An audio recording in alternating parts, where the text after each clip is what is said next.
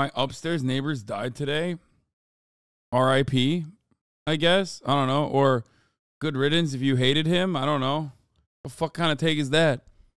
That channel is good. What is this? How to Get Revenge 1989? What the fuck is this?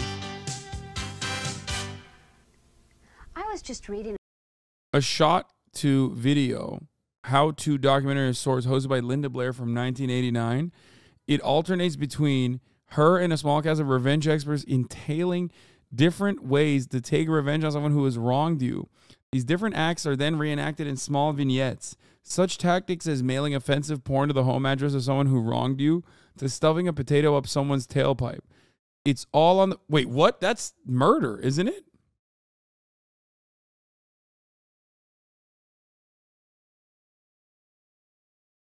Friend, a person who makes... What the fuck? It's all on the bizarre side, but quite funny and very left field, late 80s. Not porn of the condom generation, if you will. a few pages from a fascinating book. It is literally filled with countless pieces of wisdom. One in particular deserves quoting. It reads, "Vengeance is mine." Now that's a powerful quote. And from what book am I reading? The Bible. That's right. Fucking the own. Bible. Now let me ask you a personal question. At some time in your life, has someone ever made you so angry, so upset, that you considered some form of retribution, some form of revenge? Of course you have. You wouldn't be human unless you did. Revenge is a natural emotion. The only problem is that we are all raised to consider revenge as being juvenile, immature. Society does not condone such lewd displays of conduct, at least not openly. And that is why we are here. Hi, I'm Linda Blair, welcoming you to How to Get Revenge. During this program, you are going to become quite literally an expert in the field of revenge. Now, when I talk about revenge, I'm not talking about bodily injury to anybody. I mean, that is definitely not our purpose here. Our aim is to simply inform you of the options you have to make that person experience the same humiliation, the same mental anguish that they inflicted on you. You are going to learn dozens of tricks of the trade from some of the top experts in the field, including private investigators, former police officers, and other virtuosos of vindication. You will also discover invaluable techniques of retribution, some simple, some more elaborate, but all designed to obtain the goals you desire. How do you get a job to... What the fuck, bro? Yo, you should take revenge on your barber, dog. Like, honestly, if this is the haircut that you're rocking with, I don't trust that you're a revenge expert, okay? Because honestly, your barber is the one who did revenge on you, okay? What the fuck is this, dude? Unless he's a victim and he's out here being like, he's a victim and he's like, I need to take revenge on my barber. Please explain to me how I can do this, Linda. And you will also see and hear fascinating stories from people just like you who were at one time victimized, yet came back to achieve the ultimate revenge. Let's face it, revenge can be sweet, especially when it's against someone who really deserves it. And I'm sure we all know a few of those, right? Former friends, lovers, business associates, family members. The list is virtually limitless. And you know what? We all practice revenge on a daily basis, and we don't even realize it. I'm going to do it at normal speed. I don't like that it's fast. Have you ever tried to change lanes on the freeway, but the idiot in the other lane won't let you? Yeah, you! Woo! Come on! Yeah, you! So what do you do to get even? Kill Well, them. when he tries to merge into your lane, you block him out. Now you've had your revenge. What if he's not? Ever since childhood, we've been practicing some form of revenge. Remember as a kid, ordering a pizza by telephone and having it delivered to another kid's house that you disliked? Sound familiar? Or maybe you remember this classic bit of adolescent revenge. The idea was to fill a paper bag with fresh animal droppings. The fresher, the better. Then place it on the victim's doorstep. There is no way. Is this can't be serious. I don't think this is serious. What the fuck? Bro, this is crazy. Once done, you'd light the bag on fire, Knock on the victim's front door, then run to his backyard. then when the victim arrived, usually the neighborhood grouch, he'd have no choice but to put out the fire. Meanwhile, you'd run to the victim's back door and begin pounding on it. This would cause the startled victim to run back through his home, soiling his fine shag carpeting with animal droppings while you've made your clean exit. Fasten your seatbelts, for now it's time for us to explore the more serious forms of revenge. Why she say We've it like assembled that? several of the top professionals in the field of revenge to guide us through this endeavor. First off, we're going to meet private investigator Mark Lewis. Mr. Lewis has aided hundreds of victims in getting even and is considered a master in automobile retribution. Next up is investigator Kyle Pappenfuss. Bro, these guys have they're specialists. Like, he's got like, they have like specialties. Automobile retribution, what the fuck? Give us pointers on how to cause havoc with a Mark's home. We'll also hear from a presently active police detective who we'll refer to as JM. He will enlighten us with his vast knowledge of seeking revenge by mail. And then there's Officer PF, another presently active police officer who will show us the many ways your telephone can cause tremendous damage to your enemy. But first, let's begin with private investigator Quinn Vickers. Mr. Vickers specializes in getting even with former friends and lovers. Mr. Vickers, could you give us an example of what could be done to a former friend or lover? Few examples, huh? Okay, let's talk about friends. I had this client whose best friend came to him and talked him into investing in a real estate scam. $10,000 talking. He promised my client that he'd get a 75% return on his money within 3 months. And being that they were good friends, well, my client didn't think that his friend would screw him. Well, he sure did. And the worst thing that happened was that when he found out that his so-called friend had made approximately $3,500 on the deal. And that's when my client first came to me. What did you have him immediately do? Immediately, nothing. Not a damn thing. You see, the secret with revenge is patience. Patience. If he were to act right away, his so-called friend would have caught on. And he would have called the authorities or done something in return to my client. And that would have meant he won again, and my client loses again. So you wait. In this case, I waited a couple of months. Then I hit him on several levels.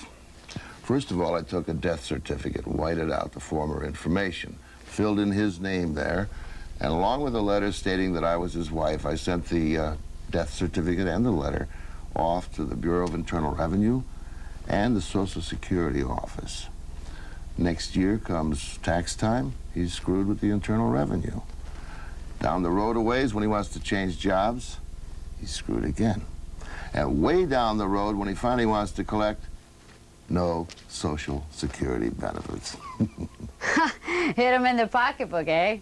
Better yet, hit him while he's down. Yeah, man, just do fraud, which is like very illegal. That's cool. Yeah, just do something that will definitely put you in a federal prison. After all, my client wasn't the heavy here. He was just trying to even up the score. Next, I made appointments for this punk with several professionals, doctors, lawyers, dentists, you name it. And I'm talking dozens here. So when he doesn't show up, he's got a lot of pissed off professionals.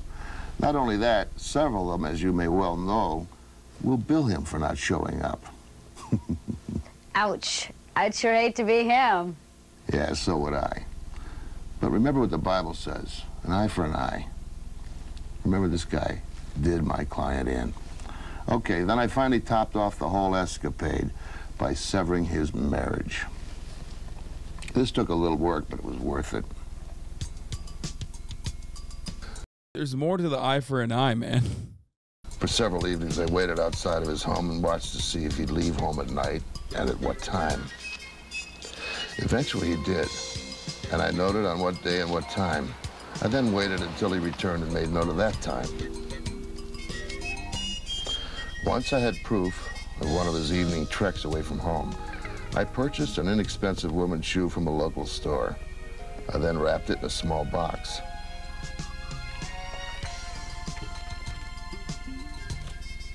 Then, using the letterhead of a local hotel, which is free, available in most hotel lobbies or rooms, I typed a letter saying the following: Dear Mr. and Mrs., and I put their last name in there. When the two of you were here on the evening of, and I put the date the man left home, your wife forgot her shoe. Here it is. We'd appreciate the return of $2.50 for postage. Thank you. The management of, and I typed in the hotel's name. Anyhow, to make a long story short, the upshot of the downshot is that his wife finally files for divorce. He has to sell the home, the cars, the stocks, everything. I guess you could say my client finally came out on top. Boy, I'd have to agree. What Imagine the that, fuck? breaking up a marriage to the U.S. Okay, that part is at least not illegal. I mean, it's really fucked up, and it probably should be, but not illegal. Amazing. But what's even more amazing is the many other ways that you can use the post office in a vengeful manner. And to give us a few examples is Detective J.M. Detective, could you give us some examples of revenge by mail? Revenge by mail is only limited by the person's imagination.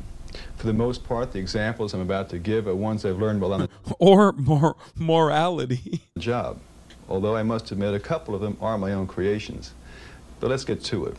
One of my favorite pranks is very simple, but very effective. It can be a real pain in the... One of my clients, Theodore Kaczynski,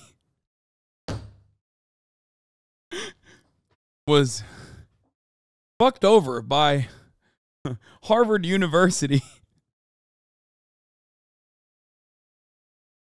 So we got together and figured out the most effective prank.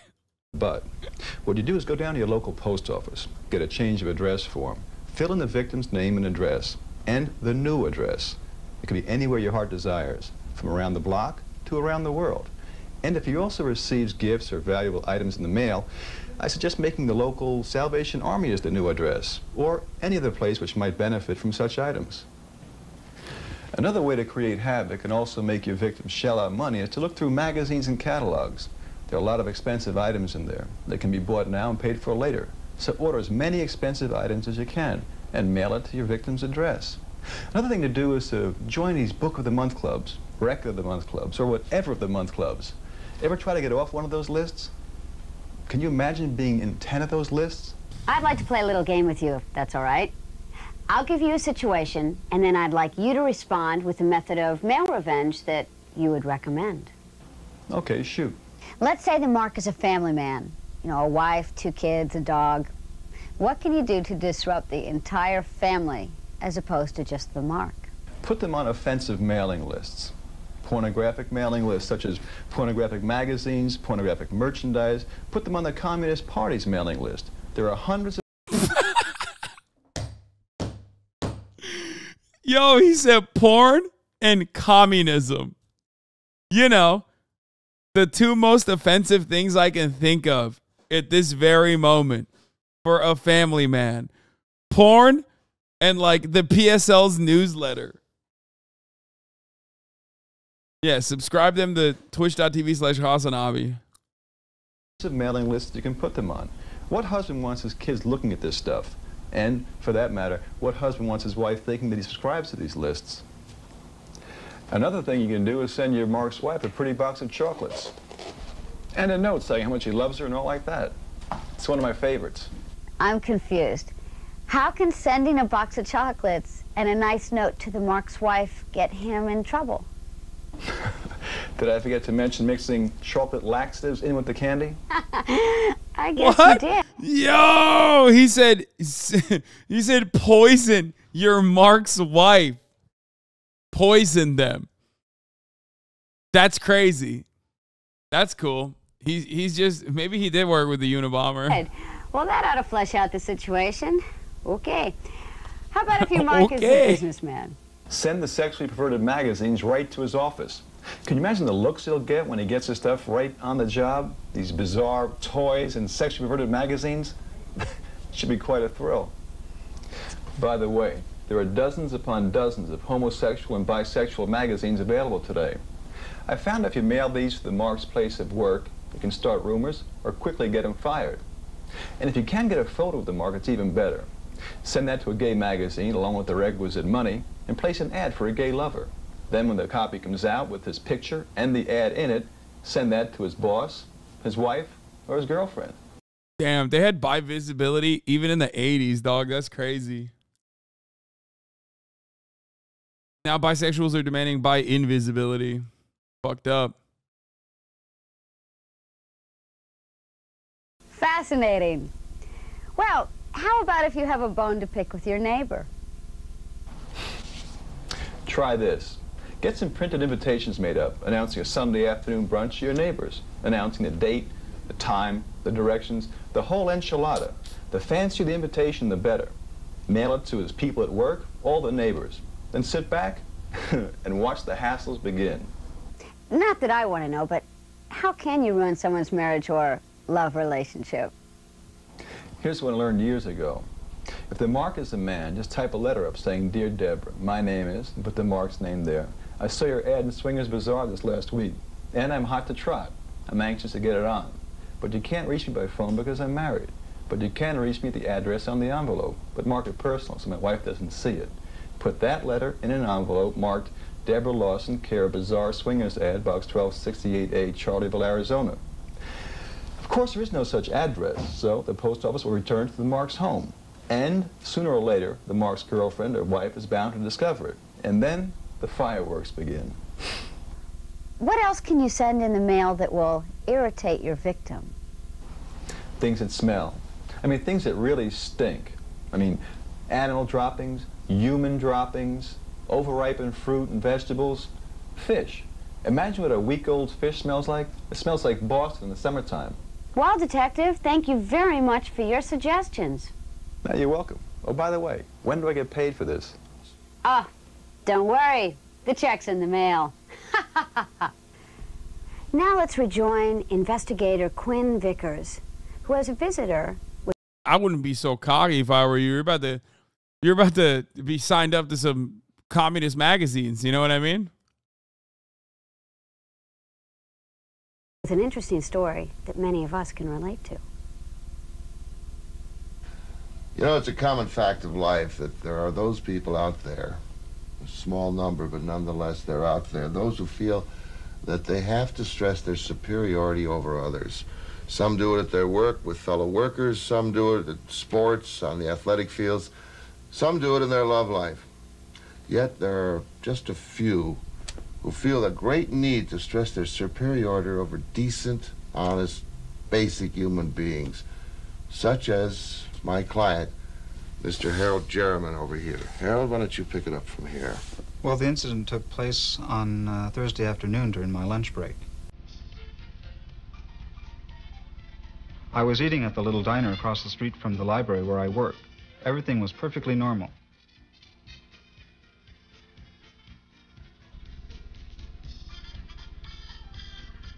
It was then that I first noticed him.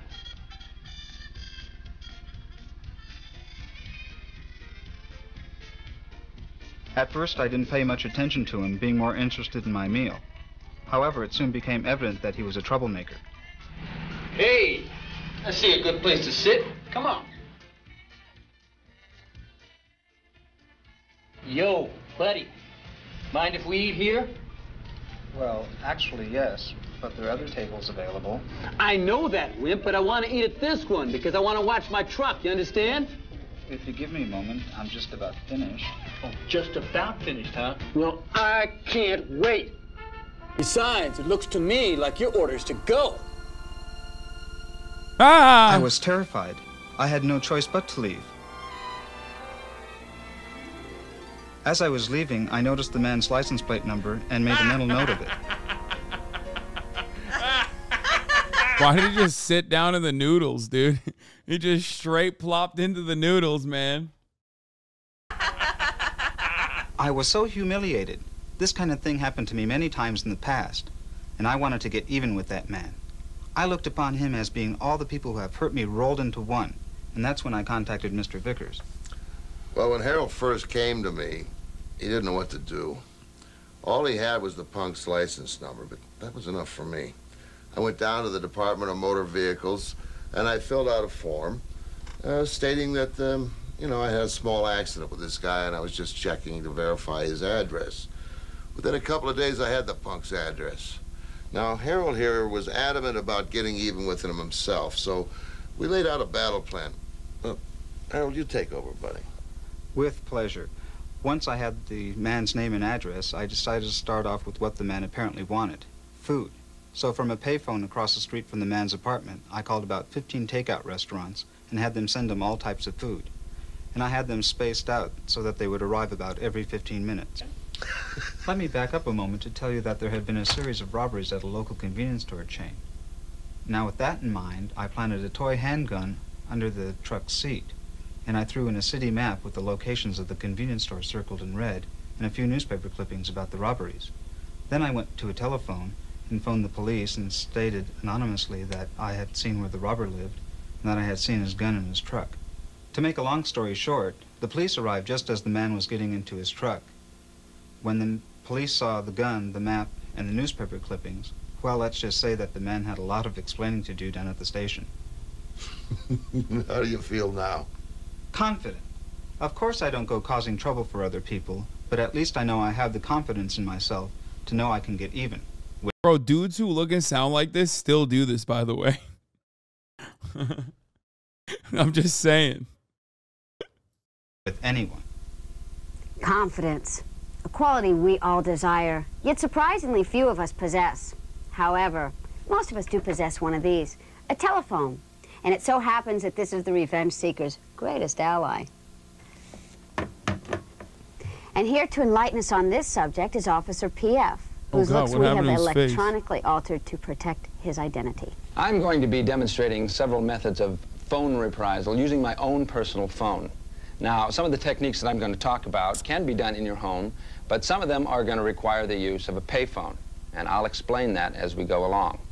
Now, first of all, if the prank you're going to pull requires you to talk to the mark yourself on the phone and the mark recognizes your voice, then I suggest that you use a handkerchief placed over the mouthpiece of the phone. Now, I know that you've seen this in millions of movies and TV shows, but the fact remains that it works. Now, before we get even with that certain low life in your life, let me just ask you a little question. What is the most valuable possession that a human being has? Revenge. You give up? The answer is time. Time is precious. Don't you just hate it when somebody wastes your time? And time is money, too. So, when you get a mark to waste his time, you're getting him in more ways than just one. Now, I've found this particular routine to be very effective when the mark is married or living with their lover. Now, if the mark is a man, you get a close female friend of yours, like my friend Monica here, to help you out. Now, if the mark is a woman, obviously you're going to do just the opposite. Now, let's assume that the mark's name is Bill. Now, when Bill leaves home, you get your female friend to call up his home phone number, and when his mate answers, you get her to say, it's a good thing that she's not blurred.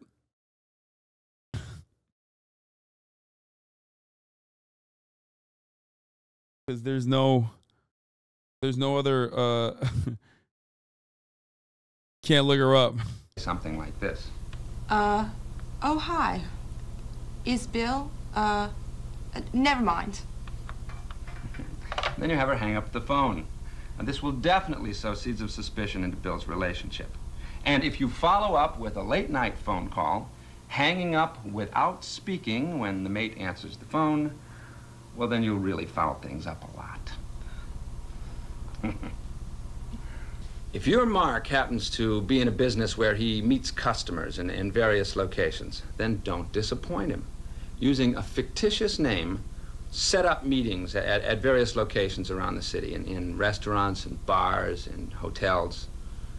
And then by the time he's traveled around town and he realizes that he's been burned, He's wasted lots of time and money. Monica, why don't you tell everyone what happened to you recently and exactly what you did about it? Okay. I was working as a temp in this office, and I was only supposed to be there for a couple of days.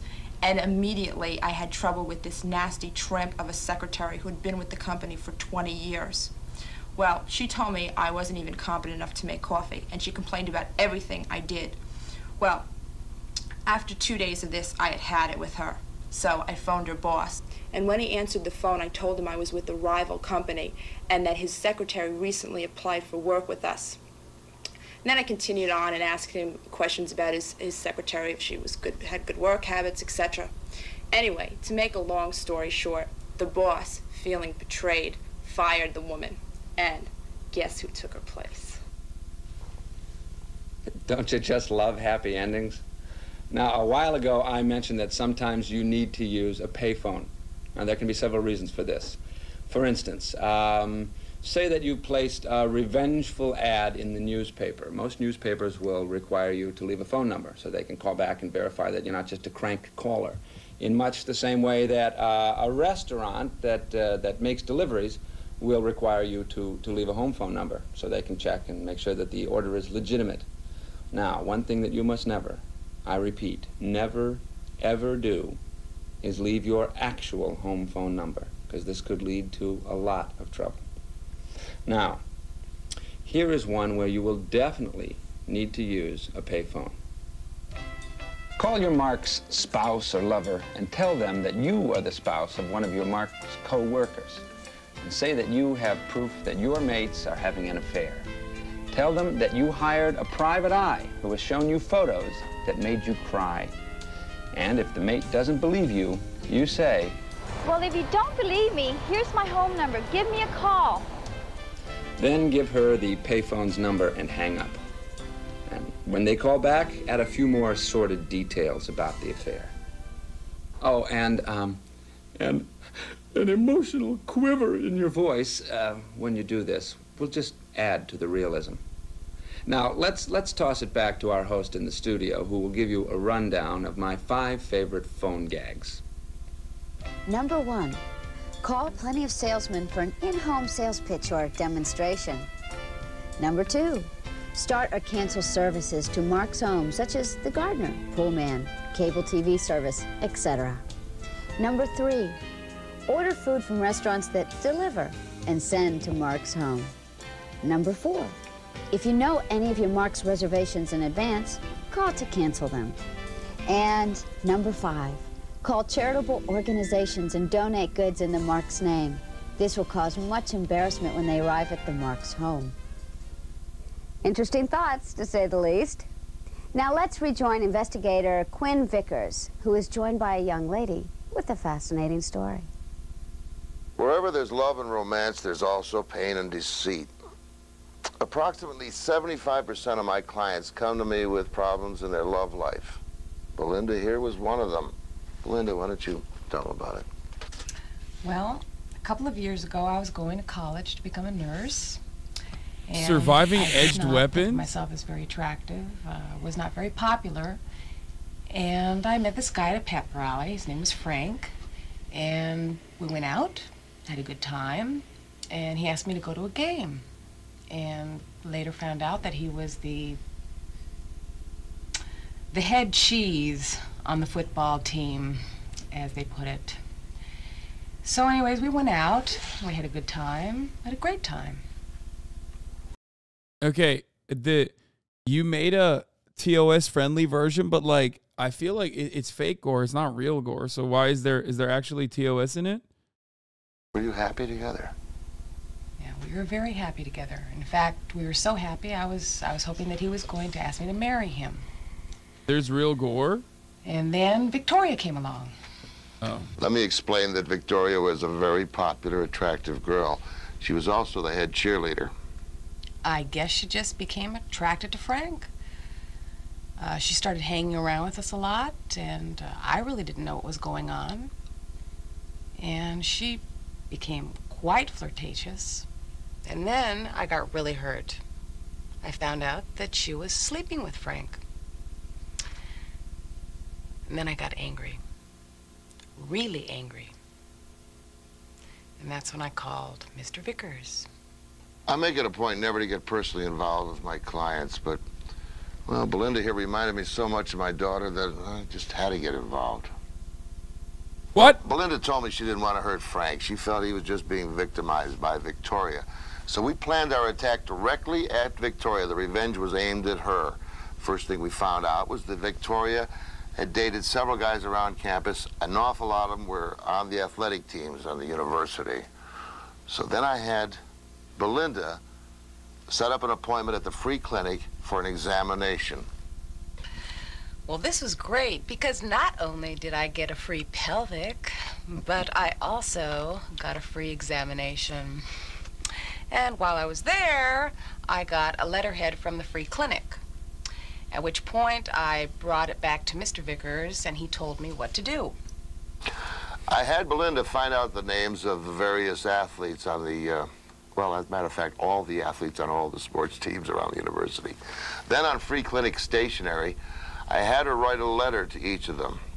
The letter stated that Victoria had been to the free clinic and had tested positive for syphilis, and that each of them were sexual partners in this little peccadillo. So on Friday, I sent all of the letters to the athletic department at the college, and I'm pretty sure that's illegal, I think. Like, what was going on in the 80s, man?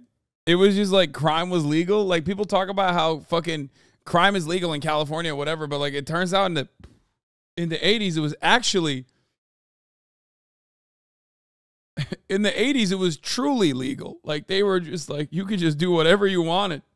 on Monday, well, whoa. It's fake. You got to tell Chad this is satire and these are all actors. Well, that ruins everything for me.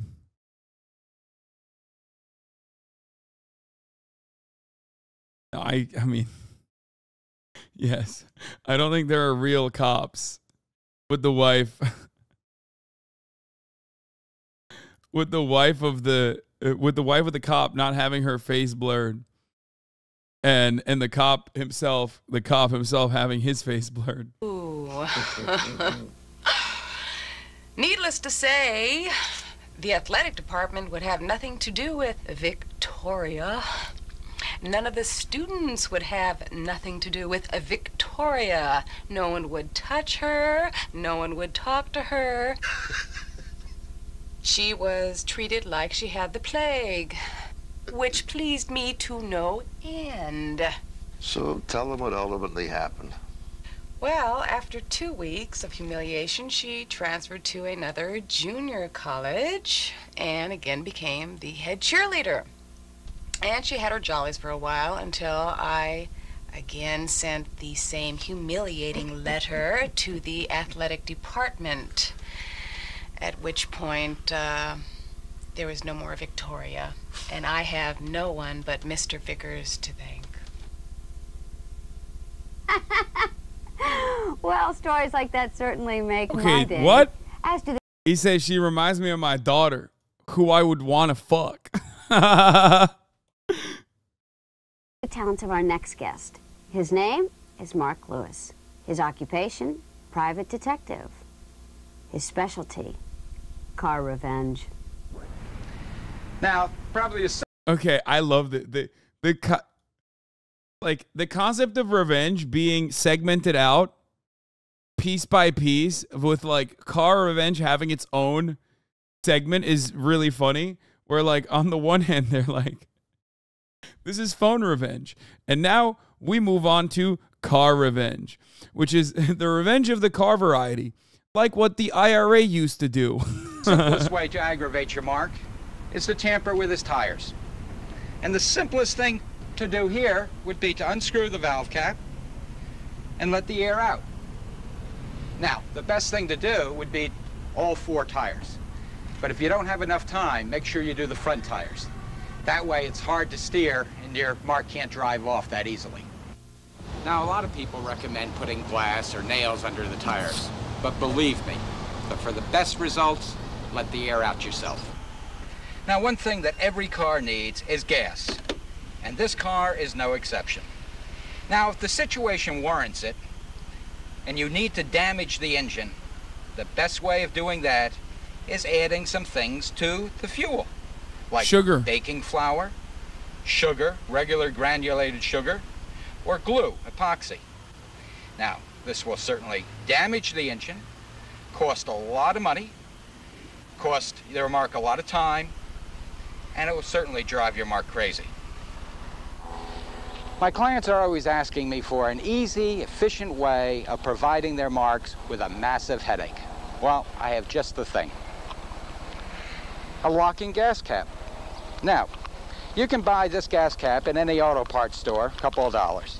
What you do here is remove the unlocking gas cap and replace it with the locking gas cap.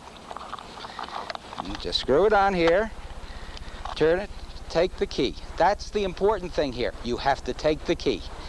Then when your mark goes to fill up, he can't get his gas cap off. Provides a massive headache. Come with me. Okay, here's one that dozens of clients have tried, and it really works. Take a can of black spray paint, spray the headlights. That way your mark will not be able to drive at night until he has them repaired. And die. A lot of this just killed the mark, I think. You know what I mean? Just cut the brakes. Like W murder shit, you know what I mean? Oh, this is truly a W murder stream. All right, I gotta pee, I'll be back. Now, did I mention what you can do with a license plate? You can remove it and hide it. Or better yet, replace it with an out-of-state plate. Now, while we're down here, way in the back is the exhaust pipe. What you can do with that is take a potato or some other solid object, stuff it into the exhaust pipe, and the engine won't start. Do that at night, and your mark will be late for work. Now, if you're fortunate to get under the hood, there are a lot of things we can do here. Okay, let's start over here. This is where you put the windshield washer fluid. But instead of putting the fluid, what you put in is cooking oil. What happens then, when the mark starts his windshield washers, oil goes all over the windshield, which attracts a lot of dirt and a lot of dust. All right, the next thing here we'll deal with is cooling system. The idea is to put substances in there that expand with water. Baking flour, pancake batter, or even paper mache. Now, you can also put sand in here. Sand does not expand with water, but it will certainly do the job. Now, speaking of sand, this is where you put the engine oil. Put sand in there, and you will certainly damage the engine. Now, last little tip here, the distributor coil. Take one of these coils off, put chewing gum up into the coil, put it back on. Now, that will cause the car to bulk, to possibly even stall. The great thing here, though, is when the mark takes the car to the gas station to his mechanic to try to get it fixed, it's almost impossible to find out what's wrong with it. Now, you do not have to be a mechanic to do all these things. You just have to be a little mad. Happy motoring. Aren't you glad he's not your mechanic? Whew. Now, let's check back with investigator Quinn Vickers, who has a few more tantalizing ideas to tease your vengeful mind. Here's a few miscellaneous ideas you might try out on your marks. Sending a letter is a beautiful trick, and it works so simply. All you need is a plain piece of paper, and you cut out the letters from magazine or newspapers, right? You gotta say, "Dear so-and-so," the mark's name, "I know what you're up to."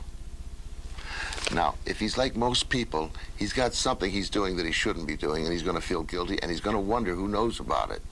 And even if he hasn't done anything recently, you're gonna drive him up the wall wondering why anybody would send something like this to him. Now, if your mark is a member of the minority, you might turn him over to the Immigration Service. This is gonna cause him hours and hours of endless paperwork trying to prove he's a citizen of this country. Listen to what one of my clients did. I've been having some problems with my next-door neighbor. I loaned her some money, and she just refused to pay me back.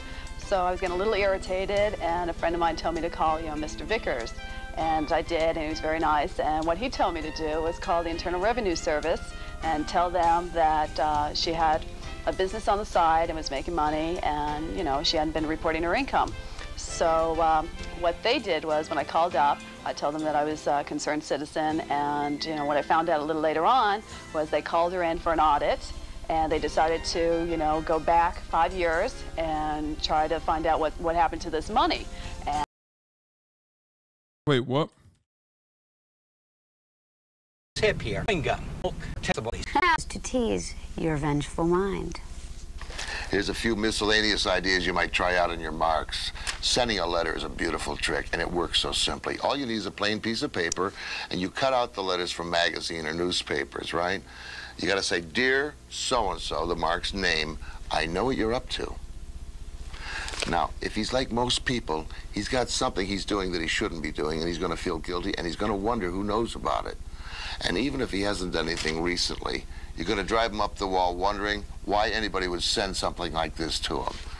Now, if your mark is a member of the minority, you might turn him over to the Immigration Service. This is going to...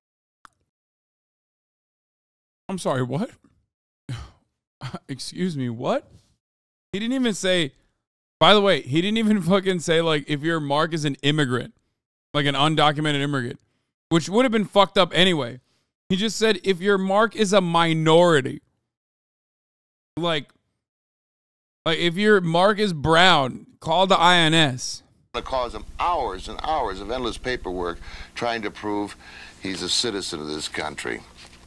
Listen to what one of my clients did. I've been having some problems with my next-door neighbor. I loaned her some money, and she just refused to pay me back. So I was getting a little irritated, and a friend of mine told me to call. I don't get it. So this doesn't work if he's white? Like, this guy bumped into me at the bar, so I had him deported prank. Mr. Vickers. And I did, and he was very nice. And what he told me to do was call the Internal Revenue Service and tell them that she had a business on the side and was making money, and, she hadn't been reporting her income.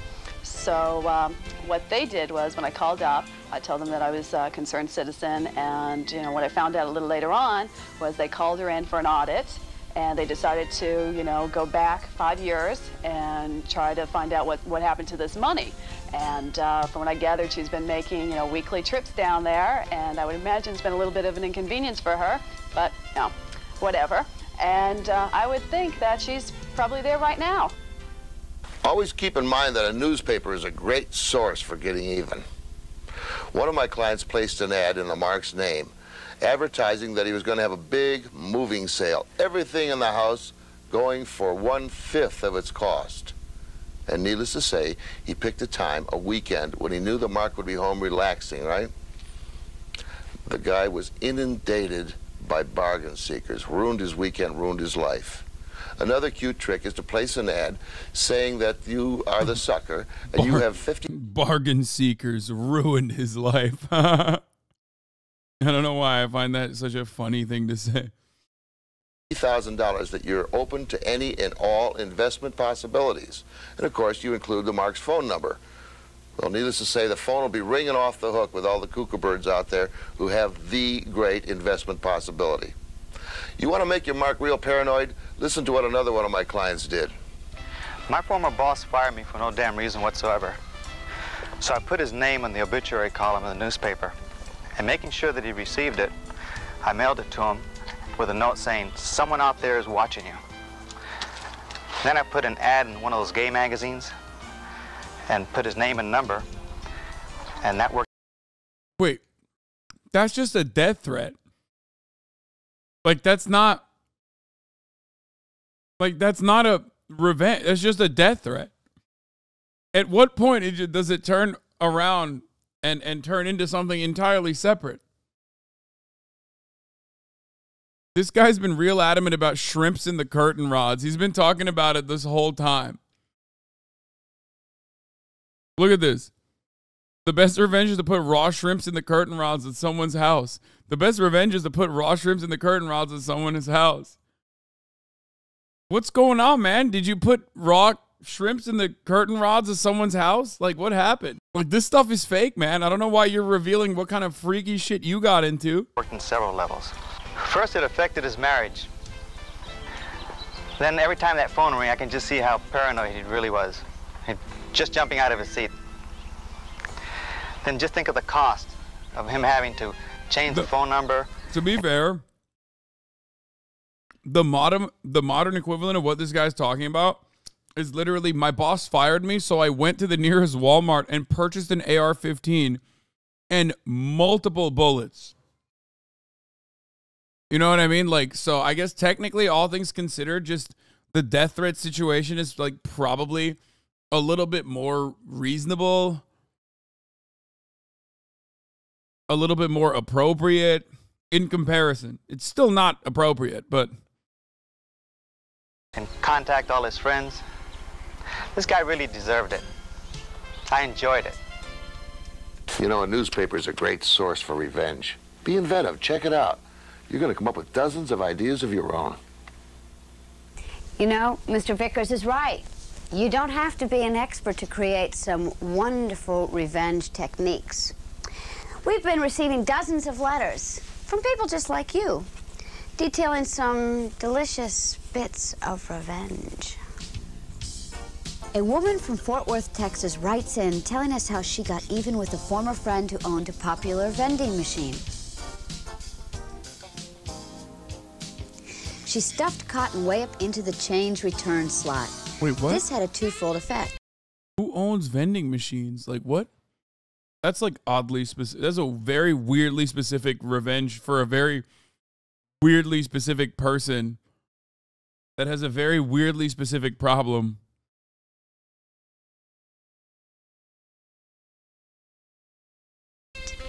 One, it upset a former friend's customers because the machine wouldn't return their change.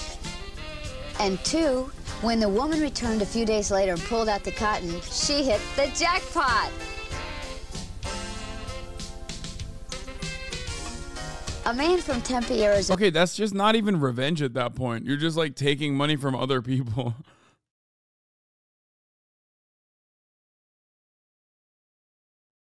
Also, like, you got your money up by what, $2?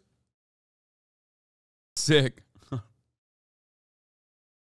To be fair, though, $2 back in 1983, you could probably buy a house with that. You know what I mean? You put a down payment on a house. Donor wrote in saying that his favorite prank is to phone his mark from a payphone, preferably during the day.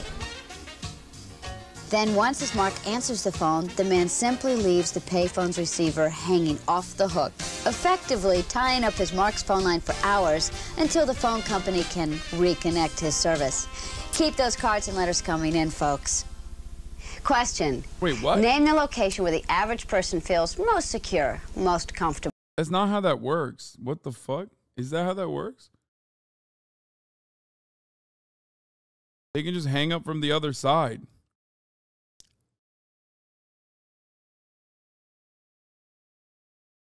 Plus, you didn't put unlimited money in the payphone. Okay, that one is stupid. All the other ones are valid and real and good.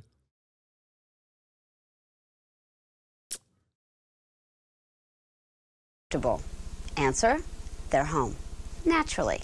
After all, a person's home is their castle, right? The only problem is that none of us have a moat to protect us. Meet private investigator Kyle Pappenfuss. He's about to take us on a tour of what one can do to a mark's home. All right, first things first, the mailbox. Easy pickings. Everybody has a mailbox, and everybody reaches for their mail. Who says you can't put more than mail in there, huh? How about some pancake batter, motor oil, Jell-O, pudding? Anything can go in there. Just close your eyes and think of something nasty you wouldn't want in. Literally also a federal crime. For the record. I mean, I don't know. He's like, how about a bomb? It's also a felony to tamper with someone's mailbox, for the record.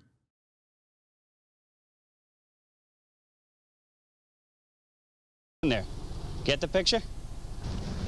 Practically every homeowner takes pride in a really beautiful lawn.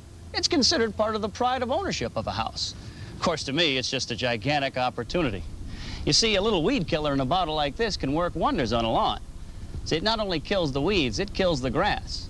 So you can spray this over and make all kinds of designs on somebody's lawn. As a matter of fact, you could even spell out obscene words. In a couple of weeks, when the grass dies, wham! You'll have trouble with the neighbors for the next month. Okay, we're at the front door. If you're really looking for a way to tick off your newfound friend, How about the doorknob, the keyhole? Some nice epoxy glue right in there. This is going to cost them not only aggravation, but money, too. And another nice thing about the front door, most front doors have a mail slot. And you know where mail slots go? The living room. That's right. Now, you only do this if you really want to get back at your newfound friend here. Because a lot of times they put hoses right next to the front door. And you know what you can do with that hose? You can run it right into the mail slot, right there. You turn it on, you split the scene, Captain Happy comes home, and he can paddle his way to the Just an insane amount of water damage. telephone. Now, while we're at the front door here, what better way to get to your mark than by leaving a message on that very same door? Say he's got somebody working for him, like a gardener, a pool man, a bottled water guy. You can leave a message for them on there. Like for the pool guy, for instance. Say, drain the pool and give it an acid bath. That's usually a couple of $100. Or better yet, for the gardener. A couple of $100? What pool is being drained for a couple $100? Damn, dude, 80s was cheap as Those fuck. expensive hedges. Pull them out. Put in pumpkins or palm trees. Or you can get that bottled water guy. Leave a message from the mark saying, hey, stop making nice with my wife. I know what you're doing. I'm on to you. Hey, there's thousands of things you can do with messages. Be creative. Have fun with it. Now, if he has a pool and you can get access to it without anybody seeing you, whew, what a gallon of cooking oil. This has made me realize white people genetically are terrorists. The suburbs aren't safe. Wouldn't do for that pool, especially the filtration. Yeah, but when white people do it, it's called mischief, okay? People are. System. Hey, and when the swimmers come out, they have this beautiful glowing slime all over them. Now, if your special someone happens to have After an this air video, we're going to conditioning do my unit birth like this, chart. buy yourself a nice little jar of salmon eggs like this. You can get it at any sporting goods store. Open it up. Oh, dump it in the main filter unit. And in a couple of minutes, they're going to think they're living in Newark. Oh, shit. Newark reference. Looks like Captain Happy's problems go back a few generations, huh? Well, if you get inside a house like this, here's a couple more things you can do that are fun. What the fuck? How are you getting inside of your Mark's house? Like, yeah, if you get inside of a house like that, it's over. You know what I mean?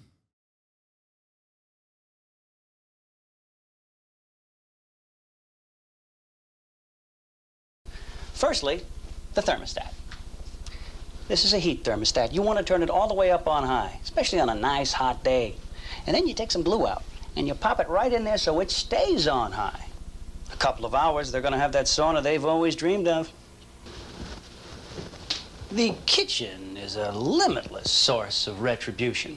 One of the neat little things I like to do Breaking and entering wasn't illegal until 1994. was Yeah. switch the labels on the canned goods.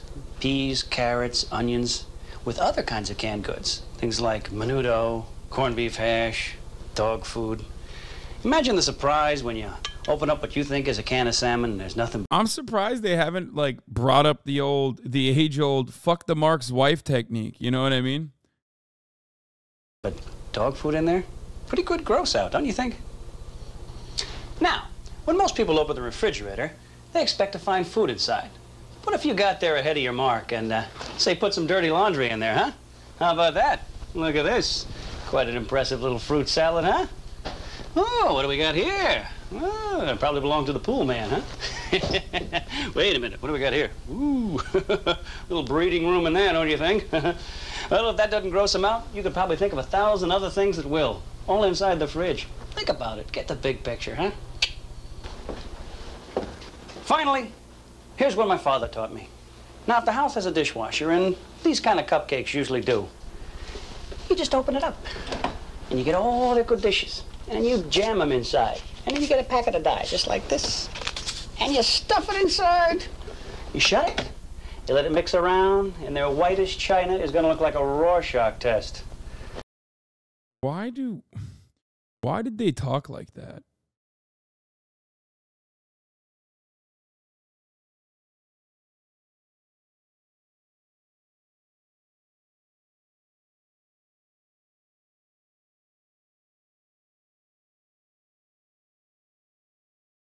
What's up with that? Like, why did the people back then talk so weird? Someone explain this to me. Well, that's it for now, kids.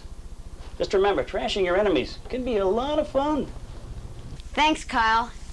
And now to wrap things up, let's pay one last visit to our experts as they tell us their favorite act of revenge. My sister's husband one day just finally decides to leave.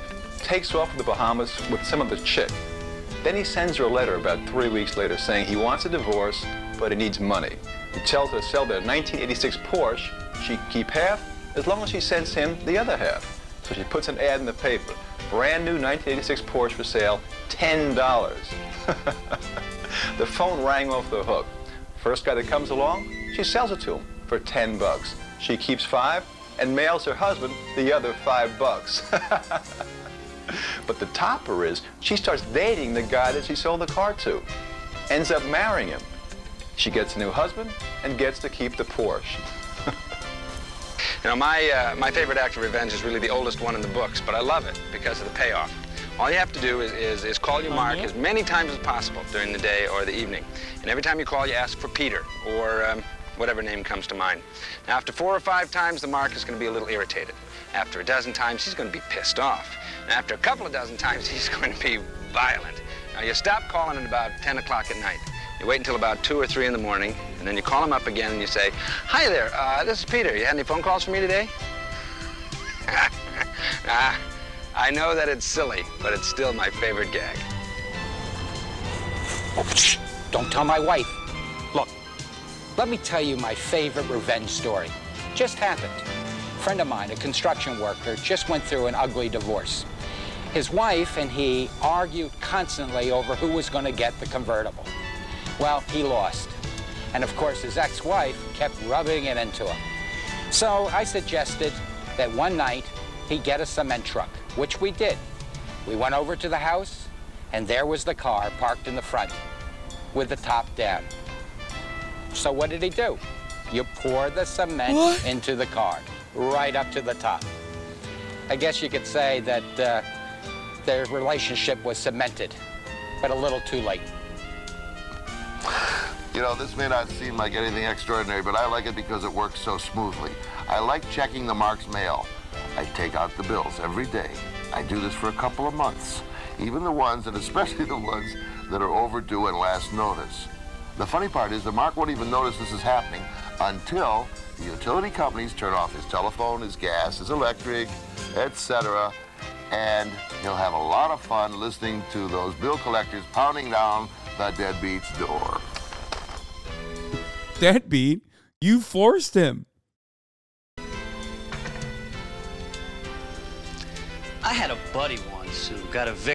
What if he's paperless? Yeah, not in the 80s, dog. From a house he was renting. What, buddy? It was me.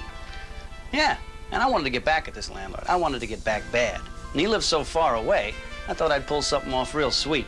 So I decided to sell his house. That's right. It was really, really simple. All I did was call a real estate agent. Real estate agent comes down to the house. We sign the papers. I tell him, hey, sell it for half of what it's worth. I want to sell now. Wait, what? They make the deal. By that time, I'm out the door.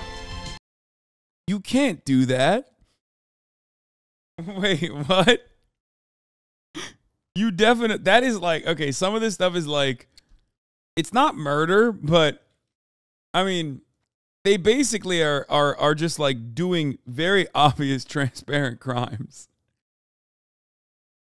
And like crimes that you can't really pull off either, realistically. I don't want to talk about what the final result was, but I wonder what happened to that down payment. So there you have it. I truly hope that you have enjoyed this edition of How to Get Revenge. It has been our pleasure to inform you of the options you have if and when you should find them necessary. It is also our hope that you will never actually have to use any of these methods. Excuse me. Hello? Yeah, is this Linda Blair? Yes. Yeah, Linda, my name is Rick. Listen, I was driving down the street past your house a few minutes ago, and I saw some smoke coming from your house. Oh my gosh! Oh well, thank you for calling. Ladies and gentlemen, I'm sorry, I have to go. I hope you had fun.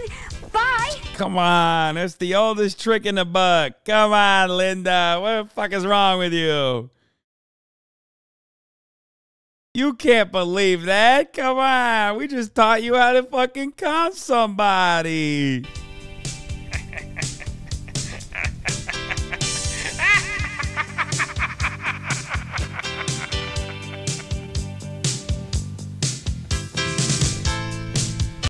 Damn, bro, this is the longest fucking outro credit sequence of all time.